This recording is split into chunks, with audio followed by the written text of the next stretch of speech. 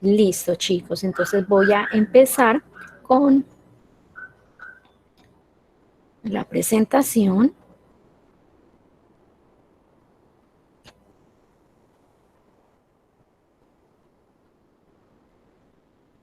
Y me indican si están viendo mi pantalla.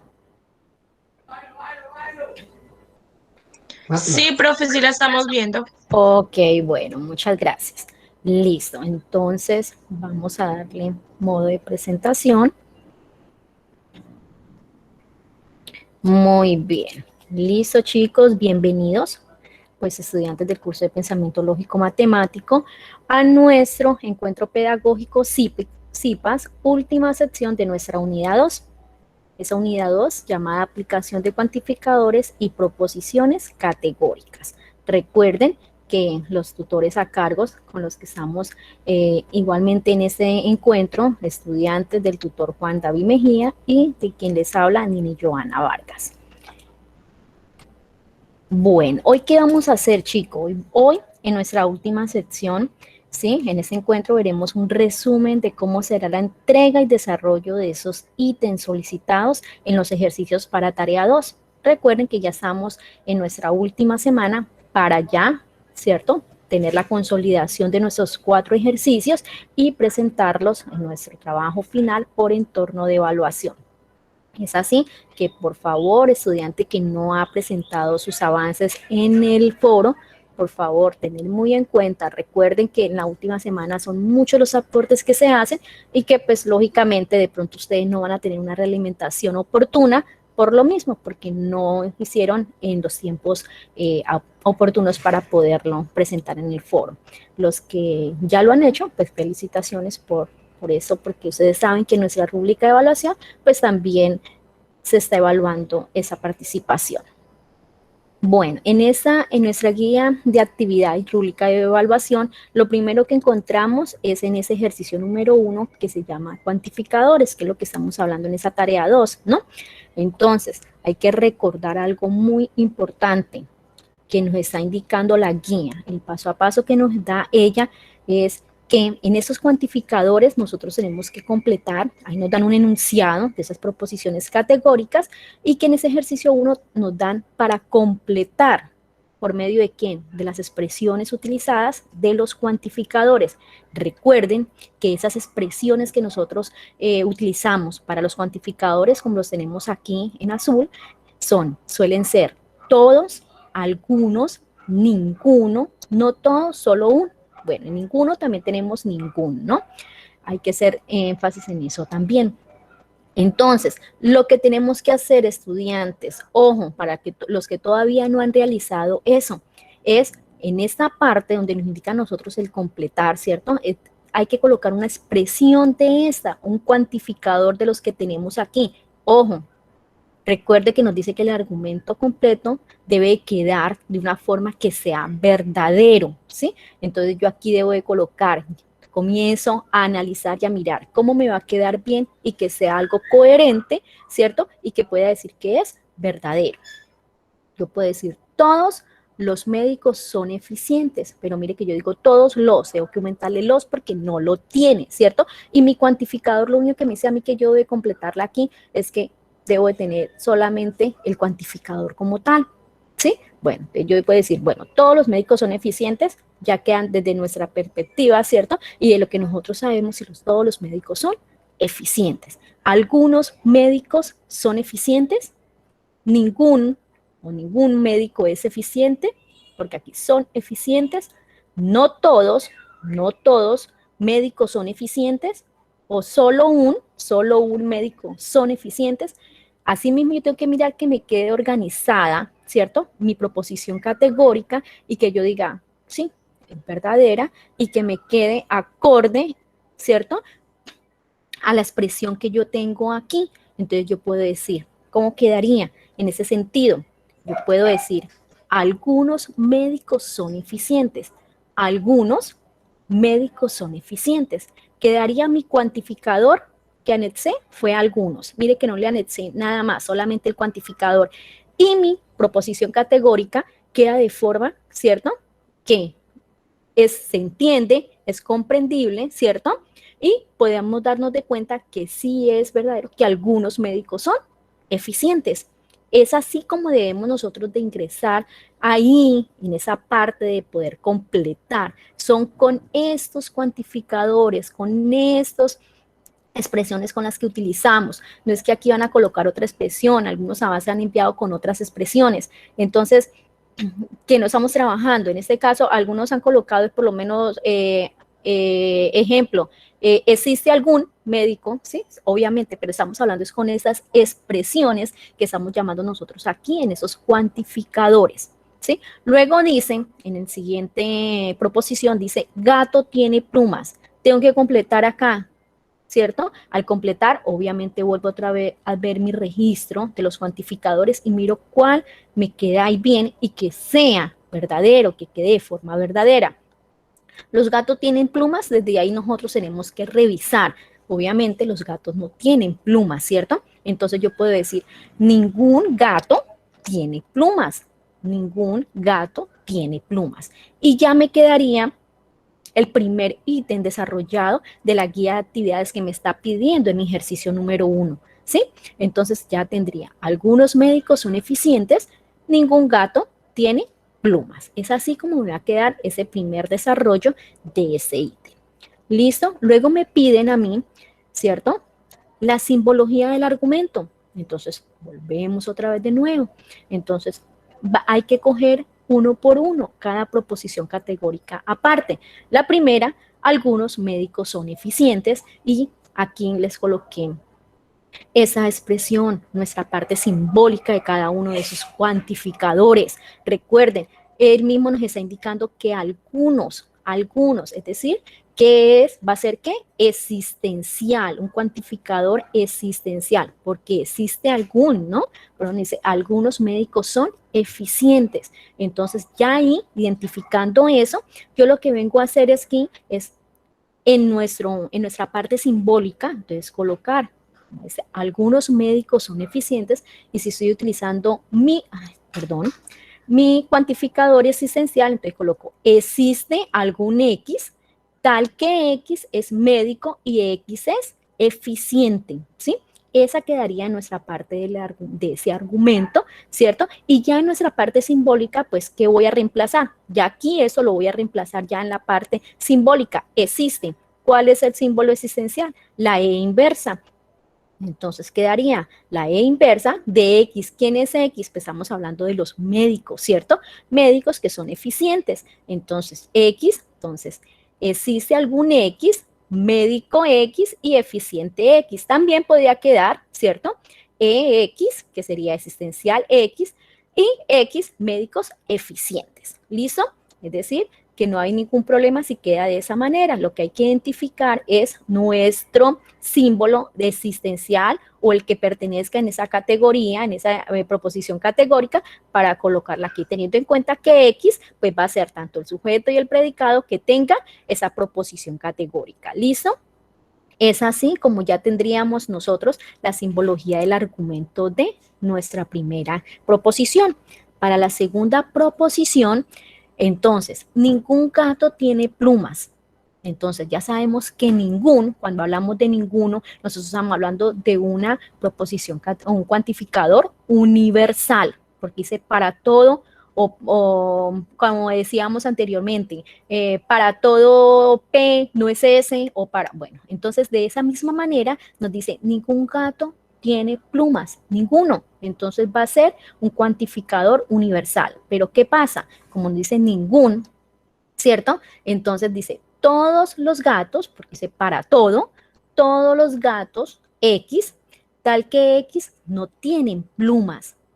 Entonces ya tenemos que aquí colocar nuestra simbología. Entonces, ¿cuál es el símbolo de todos? El cuantificador universal, ¿cierto? Entonces sería la inversa. La inversa, que sería para todos X, ¿cierto? Que X, ¿quién viene a ser? Gatos, ¿cierto? No tiene plumas, X, no tiene plumas. ¿Por qué? Porque aquí nos está indicando a nosotros que él no tiene plumas, ¿cierto? Porque ningún gato tiene plumas. Por ende, por eso nosotros hablamos de un cuantificador universal, pero él va a ser negativo porque está negando, Es ahí donde nosotros venimos ya a ese tipo de cuantificador y es ahí donde vamos a dar a conocer eso, porque nos dicen, algunos médicos son eficientes. Ya habíamos hablado de algunos, ¿cierto? Que era del cuantificador existencial, entonces algunos médicos son eficientes. Cuantificador existencial, a ese tipo de cuantificador pertenece. Y ningún gato tiene plumas, pues ya hablábamos que era de un cuantificador universal, que es para todos, ¿cierto? Pero recuerden que él nos decía que no tiene plumas, porque ningún gato tiene plumas, nos está negando. Entonces va a ser de un cuantificador universal, pero negativo. Recuerden que aquí están las 4 cuantificadores, teniendo en cuenta que está el cuantificador universal afirmativo, cuantificador universal negativo, que es el que miramos de ningún gato tiene plumas, cuantificador existencial afirmativo, ¿cierto? Que sería algunos médicos son eficientes, cuantificador existencial negativo y el cuantificador existencial único. ¿Listo? Entonces, a ellos hay que hacer referencia y revisar cómo da nuestra proposición categórica para dar el tipo de cuantificador de cada uno de ellos.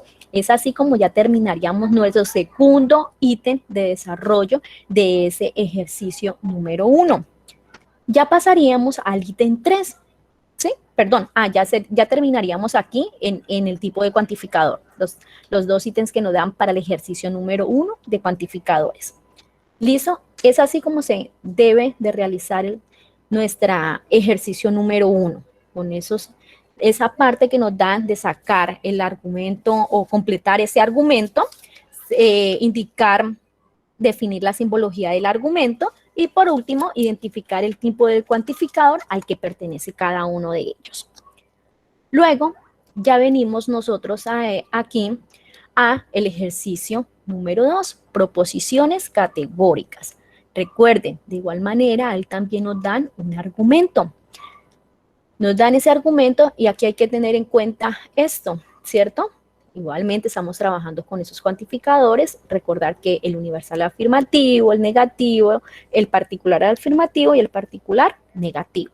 Pero aquí en él nos indica algo muy importante, que nos dice, nos dan el argumento. Algunos maestros del curso Pensamiento Lógico Matemático no son de Bogotá. El argumento que nos dan. Y nos indican a nosotros que debemos de identificar cuál es el cuantificador y cuál es su cualidad. Entonces, hay que tener en cuenta y tener muy claro y recordar qué es ese cuantificador. Y recuerden que son esas expresiones con las que nosotros pretendemos determinar la cantidad de una proposición. En ese caso, pues son algunos. Ese va a ser, ¿cierto?, nuestro cuantificador. Y nos dicen, algunos, y nos dice la cualidad. ¿Qué es la cualidad? Entonces hay que recordar lo que hemos trabajado, que la cualidad o la cúpula, que también la llamamos, ese es el verbo que une al sujeto con el predicado. Ojo, porque él tiene doble función y por eso es fácil para identificarlo, porque él ayuda o lleva a cabo pues, a que el enunciado sea más acorde, ¿sí? En este caso, como podemos observar, algunos maestros del curso Pensamiento Lógico Matemático no son, mire, él une tanto al sujeto como al predicado, ¿cierto?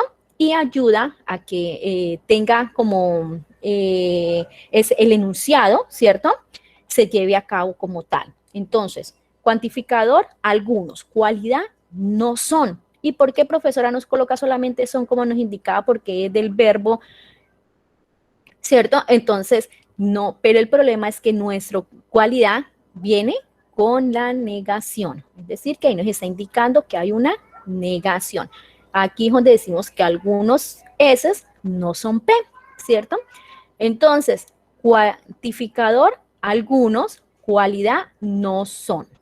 ¿Listo?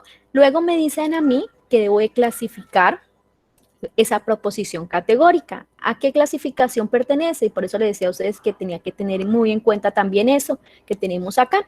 Entonces, lo que yo digo, algunos, ¿cierto? Algunos S no son P, como lo decía anteriormente. Entonces, ¿a qué pertenece? Pues pertenece a esa clasificación de proposición categórica particular, ¿cierto? Porque dice algunos, no me está diciendo que es universal que diga todos, sino que es algunos Pero, ¿qué pasa? Como yo le decía, esta cualidad la tenemos con negación, ¿cierto? Entonces, como está con esa negación, entonces decimos automáticamente que algunos S no es P. Algunos sujetos no son predicados. Por lo tanto, es una clasificación de proposición categórica particular negativa. Y aquí la tenemos, es particular negativa, porque tenemos nuestra negación. ¿Listo? Es así como ya realizaríamos esa parte que nos están pidiendo en ese ejercicio 2, proposiciones categóricas, tanto para identificar cuantificador y cualidad y la clasificación de las proposiciones categóricas. Nos queda faltando solamente un ítem para el desarrollo de este ejercicio 2 y el que nos indica que hay que construir 3 tipos de proposiciones categóricas, ¿cierto? De esa misma temática, es decir, del mismo argumento que nos dan, pero que no estén, es decir, que nos queden faltando. Como ya teníamos acá una, que era la particular negativo, ahora tenemos que sacar universal afirmativo, universal negativo y particular afirmativo, ¿sí?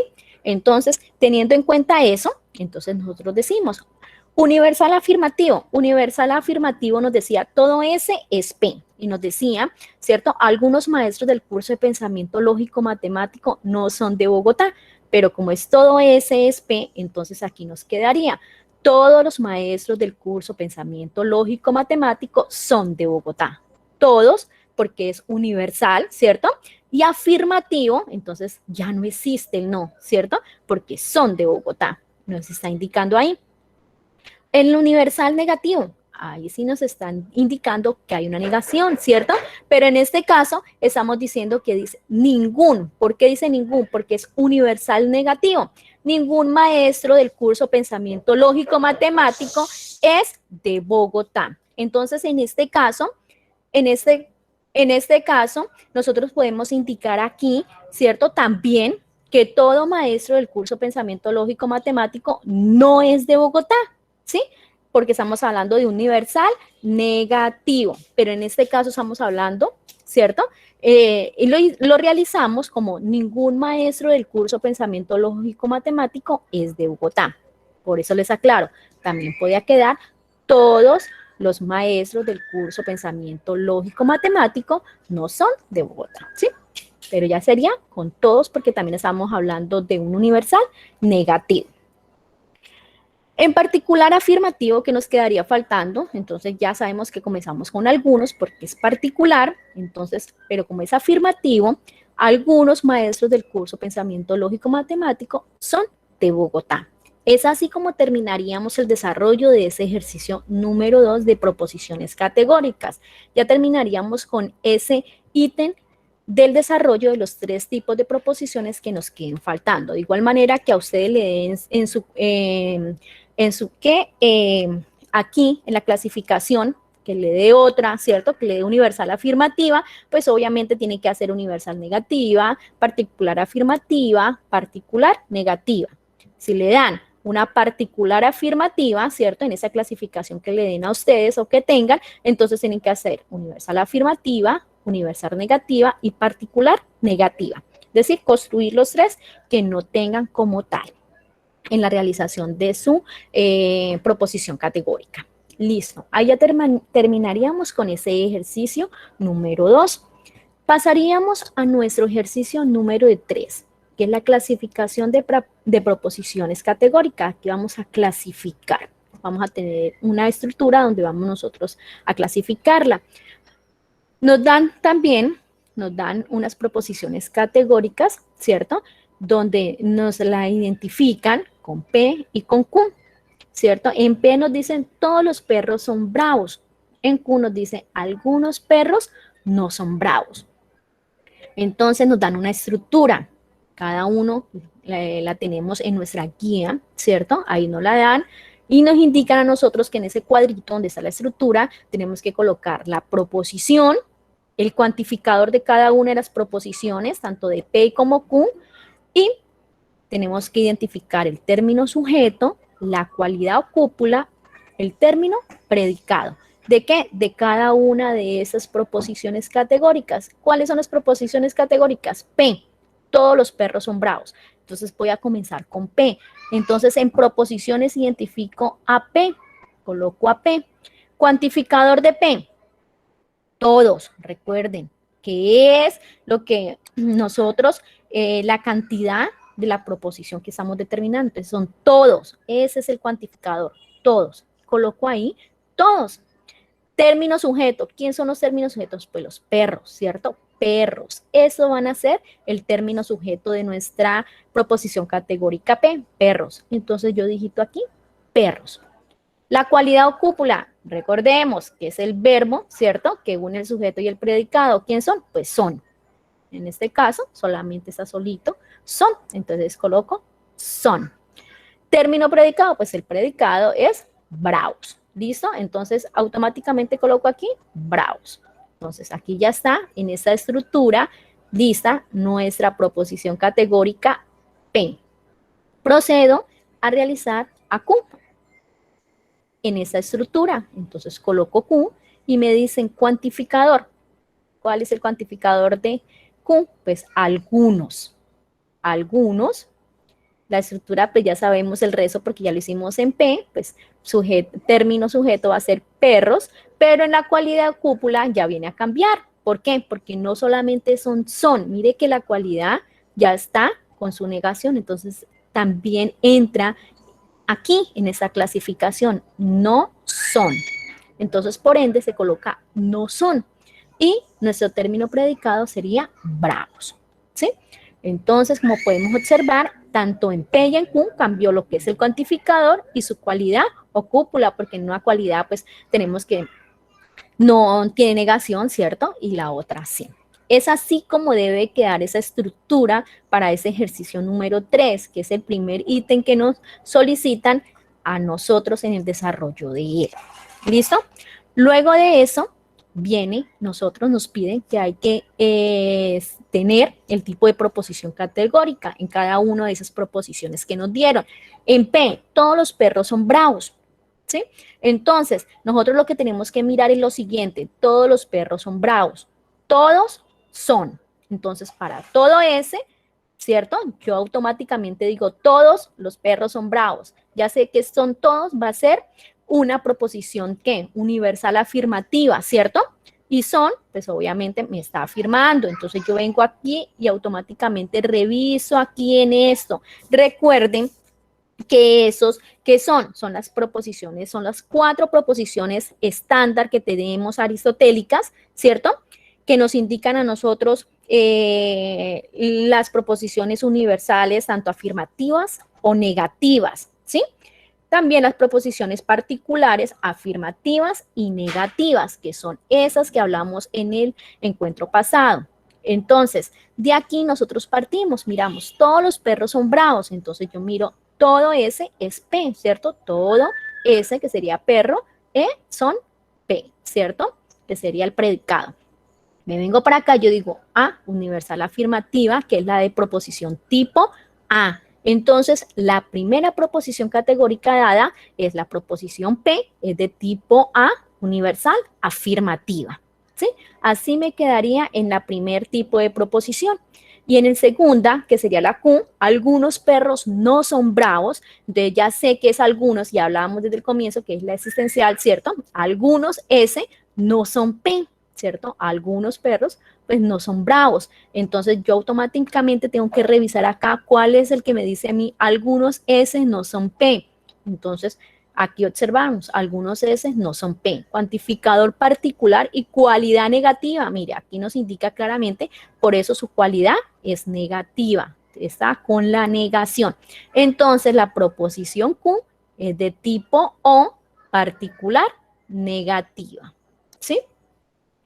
Y luego nos dicen a nosotros, vamos a realizarla en el esquema, graficarla en ese esquema del cuadro de la oposición, que también hablamos de él un poco en el encuentro pasado. Recuerden que aquí en ese cuadro de la oposición es donde encontramos nosotros esas 4 proposiciones que son identificadas tipo A, ¿cierto? Tipo E, tipo I y tipo O. Entonces, lo que yo tengo que graficar aquí es esto, lo que acabamos de hallar. Entonces me dice proposición P en tipo A, ¿cierto? Entonces ya dijimos que E universal afirmativa, ¿cierto? Que es tipo A. Entonces aquí coloqué AP. Algunos preguntaban, profe, ¿yo cómo hago ese cuadro de la oposición?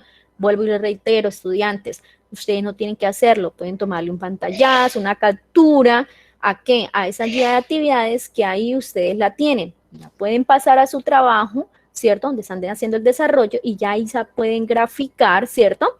Pueden colorearla, ya ustedes son muy didácticos en esa parte en Word, que se les puede facilitar y pueden ahí identificar cuáles son las que ustedes ya tienen aquí en ese tipo de proposiciones. En este caso sería, entonces coloqué aquí AP, ¿cierto? Porque pertenece a universal afirmativa, y la O, ¿cierto? Aquí en O, que pertenece a Q, que es particular negativa.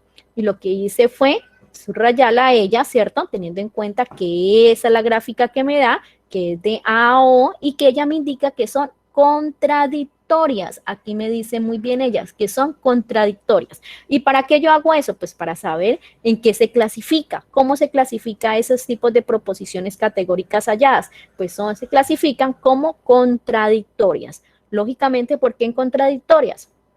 Porque una es universal afirmativa, está afirmando, ¿cierto? Y habla de todo, ¿cierto? O de algunos, o bueno, entonces que tiene que ver universal, y la otra es particular, que tiene que ver con la existencial, que existe, y es negativo. Entonces, en este caso, por eso nos dice que son contradictorias.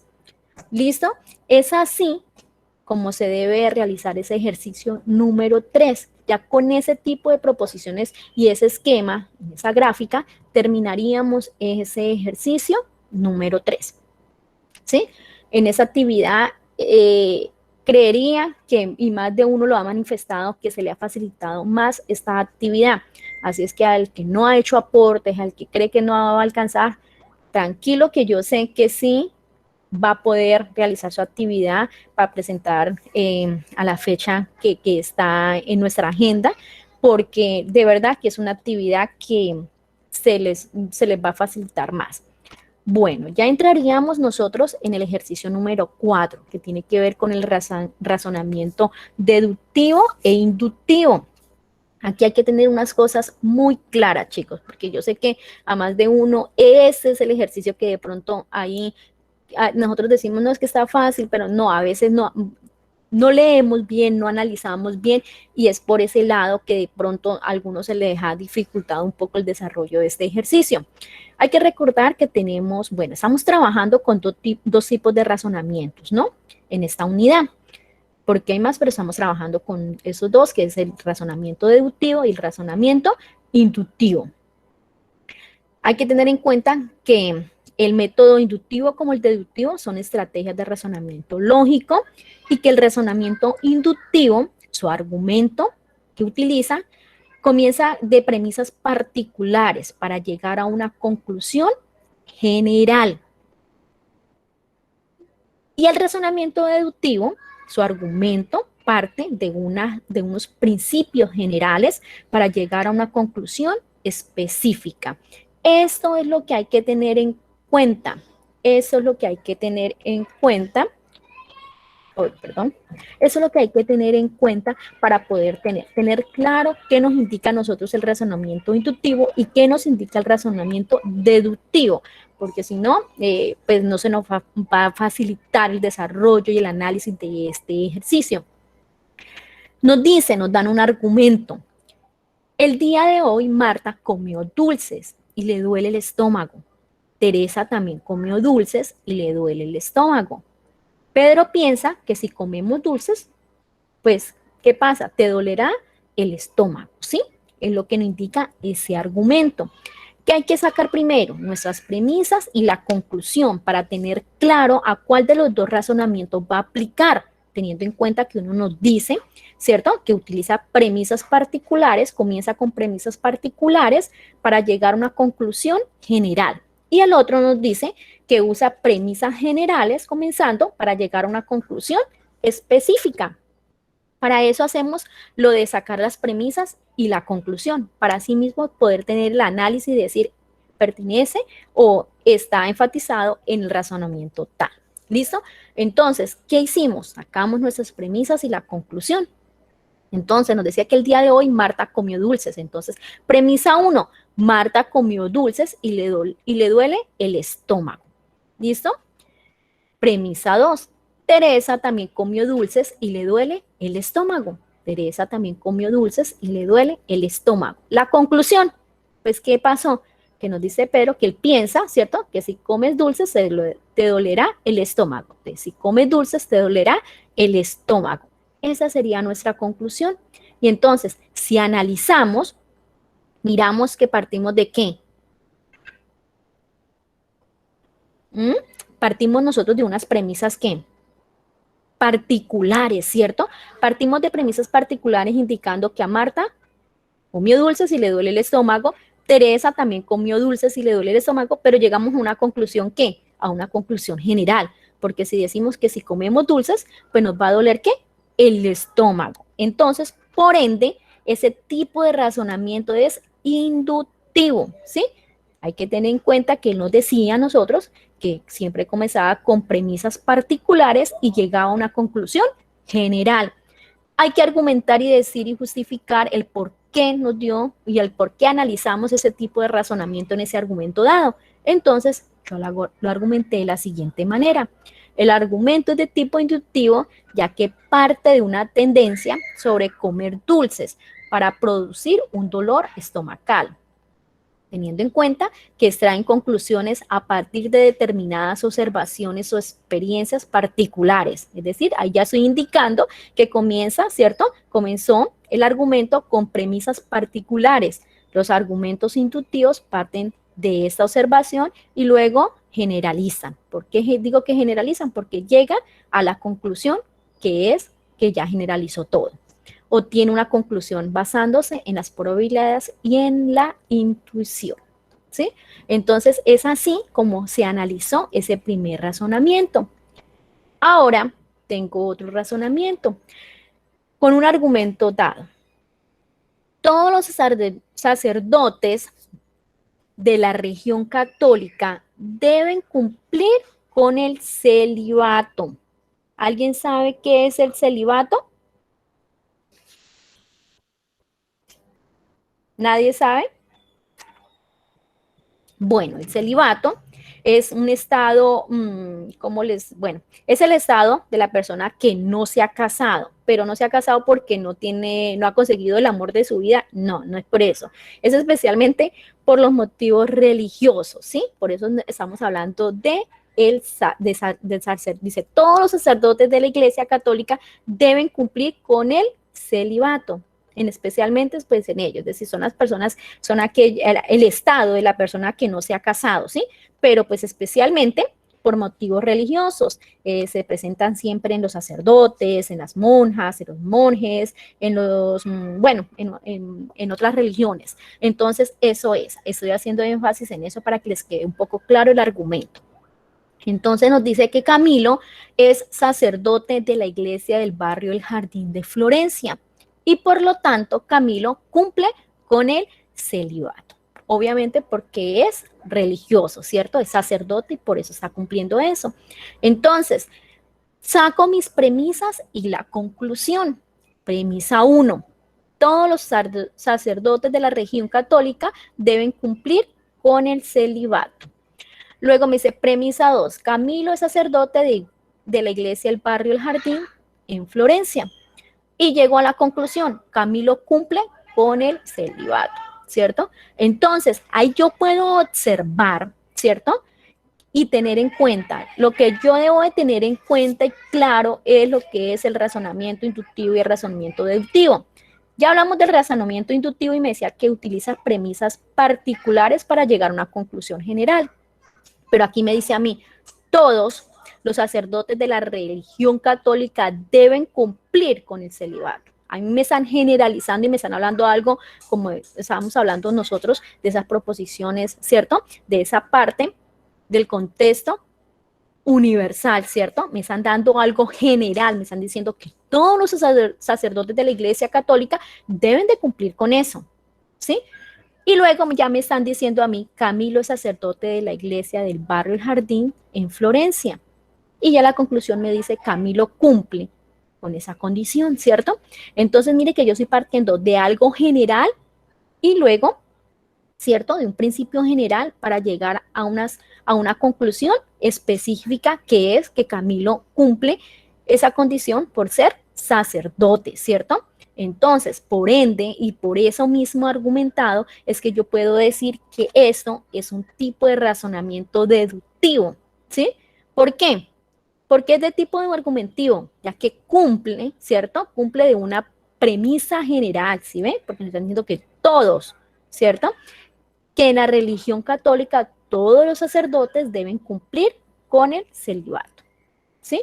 Se extrae una conclusión, que es que Camilo cumple con la condición, ¿cierto? A partir de una premisa general que deben cumplir todos los sacerdotes de la religión católica, ¿sí?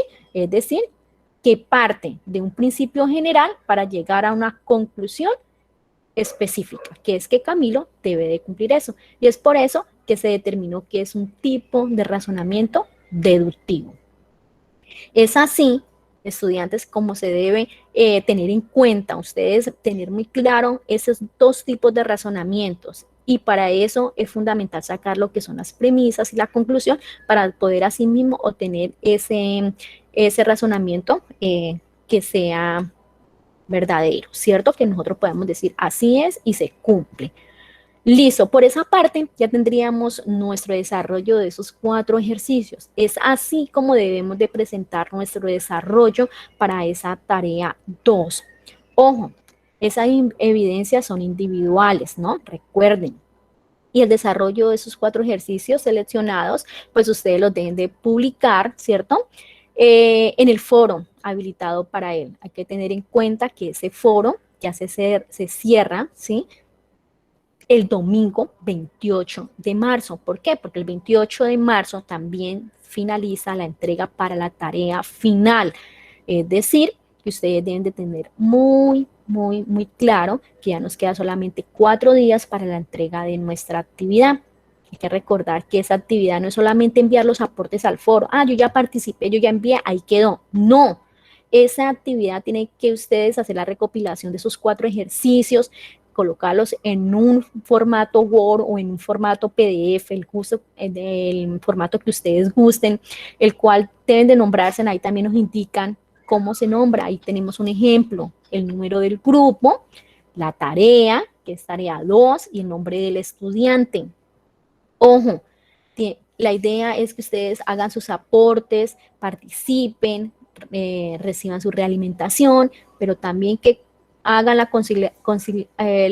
consolidación de esos ejercicios y lo envíen en el entorno de evaluación, porque algunos participan, envían y dicen, ya, con eso fue, chao. No, estudiantes, porque obviamente tienen que hacer su envío de tareas por entorno de evaluación. Ahí ustedes van a tener su nota final.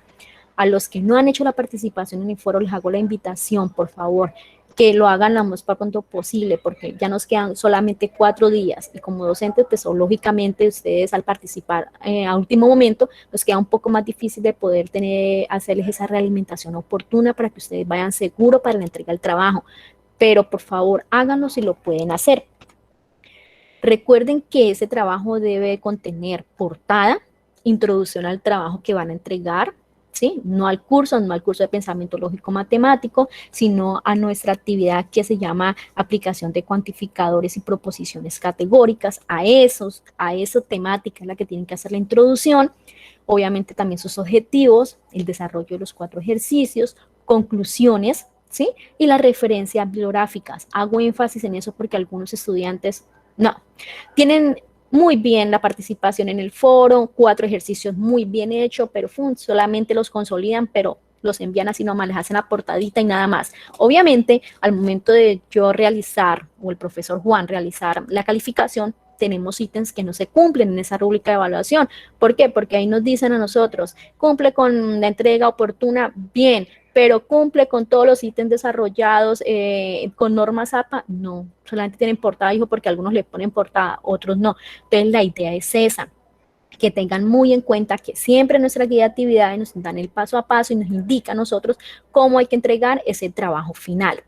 Recuerden que ese puntaje tiene un puntaje máximo que es de 100 puntos, ¿listo? Y esa actividad, ¿sí?, finaliza el domingo 28 de marzo.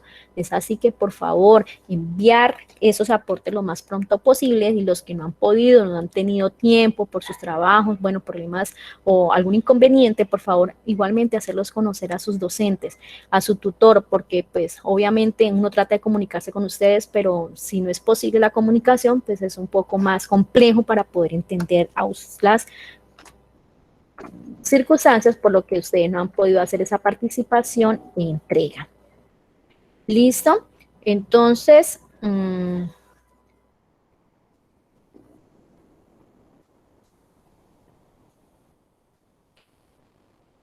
así es que, pues así terminamos nuestro encuentro. Escucho dudas, preguntas, inquietudes que tengan, con mucho gusto los escucho.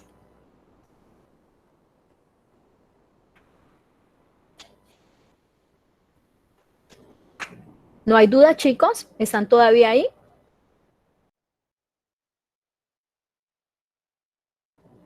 Ah, ok, ya estoy viendo aquí, lista de asistencia. ¿No han enviado la lista de asistencia por ningún lado?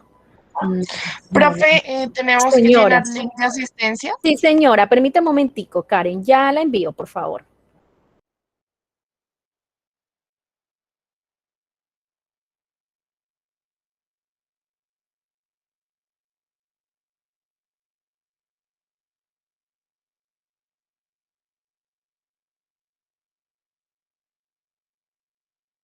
Listo, ahí por el chat envié la lista de asistencia, el nombre del CIPA, y pues ya sabe cada uno su tutor a cargo. Dice, profe, ¿podría darnos un ejemplo de razonamiento inductivo? Ah, pero obvio, ya di uno inductivo y un razonamiento deductivo. Di ejemplos de cada uno de ellos, ¿no? No hay dudas, no hay inquietudes, no hay nada. Sandra Patricia dice, ¿se podría así? Ah, dice Sandra, pero no sé en qué me estaría hablando, de cuál de los ejercicios que revisamos. Dice, no sabría de qué estaríamos haciendo referencia. Sandra, ¿si está por ahí? Profe, ¿cuándo subo Sí, la profe, grabación? Señora, te escucho, Sandra. es el 1, profe, es que yo lo hice como aparecía como en el